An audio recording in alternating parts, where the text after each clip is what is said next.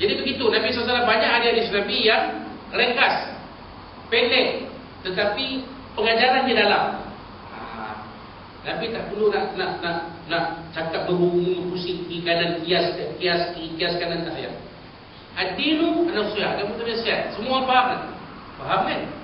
Agama itu adalah nasihat. Semua faham. Nak mensyarahkan itu pun panjang. Apa makna nasihat? Boleh kita syarahkan. Dan banyak lagi lah hadis lain kan? Baik, yang ketiga, kata-kata yang disampaikan oleh Rasulullah SAW adalah jelas dan nyata, sehingga setiap jiwa boleh menerimanya kerana kebenarannya, malah seronok mendengarnya kerana kefasihan dan kepintahannya. Nabi SAW ini seorang yang fasih berbahasa Arab. Kerana Nabi SAW dibesarkan dalam kalangan Bani Sa'ad. Kan? Mak angkat Nabi Halimah As-Sa'diyah. As-Sa'diyah tu nisbah kepada Bani Sa'ad.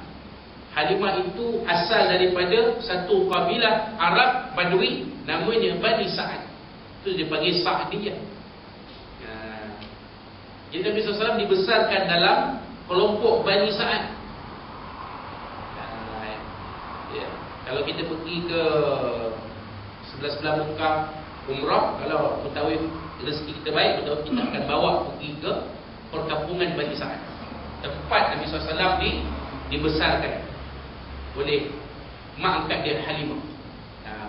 Kalau rezeki kita baiklah, tengoklah, kalau ada mutawif tahu yang ini kan kita jarang pergi Hudaibiyah semua, hari ini kita akan, kalau sempatlah kita akan pergi ke perkampungan Bani Sa'ad. Kita pergi, oh sini rupanya perkampungan Bani Sa'ad, agak jauh juga katanya daripada kota Mekah, perkampungan Bani Sa'ad. Kita tengoklah kan, orang tak nak kambing semua, memang kampung betul kan, kampung orang betul lah. Ada pokok-pokok sama-sama belukar tu, ada, kalau rezeki baik kita boleh nampak ada tumpukan air, tasik kecil. Itu suasana kampung lah tu. Nabi dibesarkan dalam suasana ini, jauh daripada suasana bandar Mekah yang macam-macam ni. Kalau tuan-tuan pergi ke Mekah sekarang, tengoklah macam mana suasana bandar Mekah kan, dengan kepadatan dia semakin lama semakin padat kan. Keliling, kalau tengok semua hotel, rumah orang Arab sendiri pun dah tak berapa nak ada. Banyak orang Arab Mekah sendiri pun banyak yang dah tinggal di pinggir kota Mekah. Tidak lagi tinggal di sekeliling di kawasan Bukit Mekah di sekeliling kota Mekah. Banyak dah keluar. Sebab kawasan Bukit Mekah tu semua dah dipugar, dijadikan hotel-hotel penginapan. Itu kita boleh tengoklah kalau kita pergi umrah. Contohnya kan, kalau kita pergi umrah dengan Tuan Haji Fauzi Senur Balai kan, cuba-cubalah tembak. Mana semua orang Mekah ni, Tuan Haji semua tengok bangun ni orang Pakistan. Mana pergi orang Mekah yang betul kan? Dia pun dah banyak keluar ke pinggir-pinggir, di kawasan Tanah Haram, Tanah Im dan sebagainya. Banyak orang ke situ. Yang saya faham, yang saya tahulah. Tapi zaman Nabi SAW macam itulah keadaannya. Nabi SAW dibesarkan dalam suasana perkampungan Bani Sa'ad, maka bahasa Arab Nabi SAW itu fasih, paling fasih. Malah Nabi SAW mengatakan dalam satu hadis, akulah orang yang terbaik menyebut huruf Dad. Huruf Dad ni paling susah disebut. Orang Arab sendiri pun agak sukar menyebut huruf Dad. Apatah lagi kita kan, yang bukan Arab. Orang Arab sendiri huruf Dad pun agak payah. Tapi Nabi SAW mengatakan, akulah orang yang paling fasih di kalangan kamu menyebut huruf Dad. Baik. Itu yang ketiga. Yang keempat, antara sikap baginda ialah gagah dan sentiasa digeruni. Siapa yang melihat baginda secara spontan akan merasai kehebatannya, manakala siapa yang mengenali dia sekalian akan mencintainya. Itulah yang digambarkan oleh para sahabat radhiyallahu anhu. Bila tengok Nabi Nabi ni seorang yang tak tinggi tak rendah. Nabi ni bila dilihat tak tinggi tak rendah, tak gemuk tak kurus, tapi perutnya rata. Kalau Nabi mandi, kalau katalah Nabi mandi, air mandian Nabi itu akan sampai ke kaki Nabi. Menggambarkan Perut Nabi tu rata, perut Nabi tak buncit. Perut Ustaz Azmi, confirm lah fail. Kalau mandi, tak dan nak sampai ke perut, tak dan nak sampai ke bawah, dia bertakung di perut. Tu Ustaz Azmi lah. Pasal perut buncit, kata apa? Tak ikut sunnah Nabi kan. So kalau kita ikut sunnah Nabi, insyaAllah perut kita jadi macam perut Nabi. Tak buncit kan. Ini segala macam air semua masuk dalam perut je dah. Air cendol, air cekam, air ABC, Rubia, Coca-Cola, Pepsi Cola, air memang buncit perut kan. Kalau kopi pula macam jenis kopi kah? Kopi ready, kopi jantan, kopi janda pun ada. Sebab kopi dara tak ada. Kalau kopi dara ada tak tahu lah. Mungkin nak orang lelaki nak kempis perut, bukan kopi dara lah. Tapi kopi dara tak ada.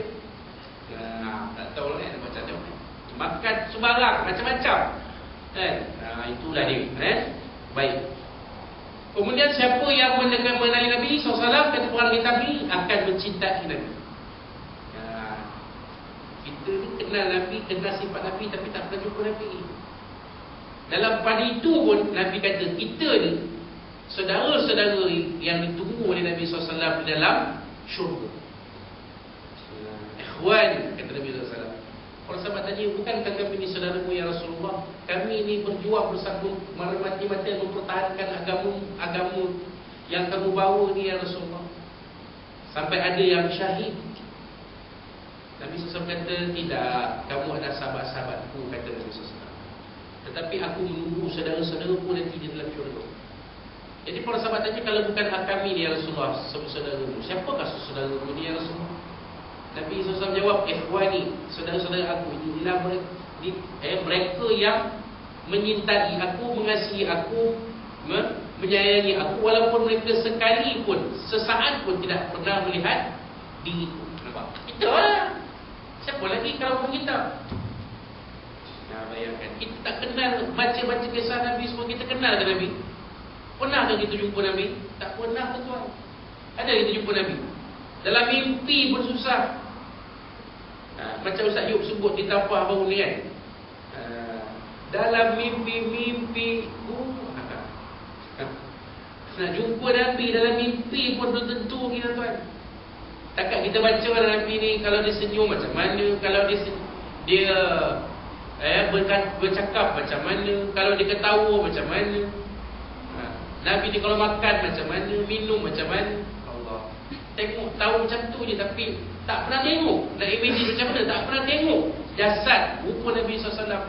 Macam mana rupa Nabi SAW yang dikatakan anta syamsun, anta badrun, anta nurun fawqa nuri. Macam mana rupa Nabi yang dikatakan seperti laksana matahari, laksana bulan. Engkau laksana bulan. Macam mana? Tak boleh nak bayang tuan. Sebab kita tak pernah tengok Nabi SAW pun begitu kasih sayang cinta kepada Nabi SAW. Tak pernah surut. Malah bila lagi banyak kita salawat, lagi subur cinta kita. Lagi banyak kita salawat, lagi subur cinta kita. Okay. Bila kita dengar kisah-kisah Nabi SAW diceritakan oleh ulama-ulama, tuan-tuan guru kita, habat